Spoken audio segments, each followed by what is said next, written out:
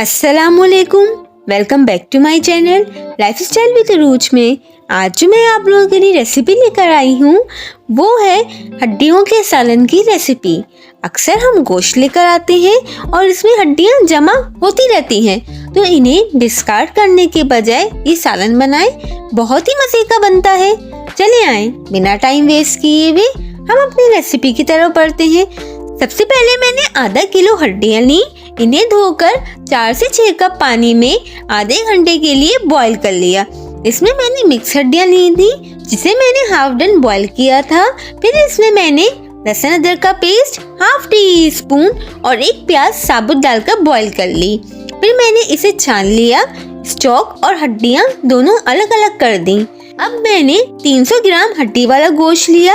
फिर एक कढ़ाई में आधा कप के करीब तेल लिया और इसमें एक प्याज चॉप करके फ्राई कर ली।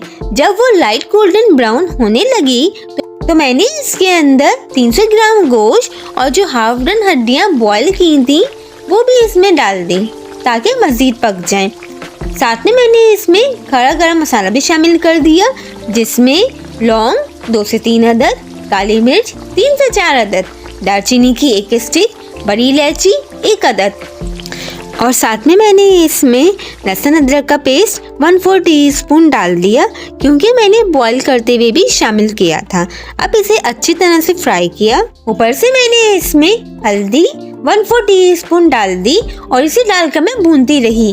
जब गोश्त अच्छी तरह से फ्राई हो गया तो मैंने इसमें 3 टेबल स्पून पाया मसाला भी शामिल कर दिया और साथ में मैंने इसमें जीरा पाउडर 1/4 टीस्पून, पिसी लाल मिर्च 1/4 टीस्पून भी डाल दी और मसाला डालकर मैंने मिक्स किया। फिर मैंने इसमें आधा कप दही भी शामिल कर दिया और दही डालकर मजीद मिक्स किया।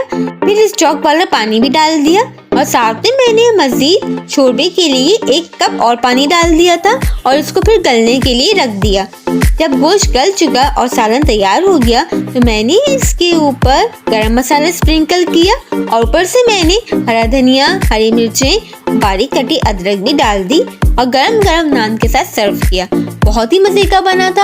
अब भी ट्राई करें, यकीनन आपको भी बहुत पसंद आएगा। और अगर आपको मेरी रेसिपी पसंद आई हो तो मेरे चैनल को लाइक, शेयर, सब्सक्राइब और कमेंट करना मत भूलिएगा। और कमेंट में मुझे ज़रूर बताइएगा कि आपको मेरी रेसिपी कैसी लगी। और अपना बहुत से ख्याल रखिएगा, दुआ में याद रखिएगा। फिर मिलते हैं एक और नई रेसिपी के साथ। जब तक के लिए अल्लाह हाफिज।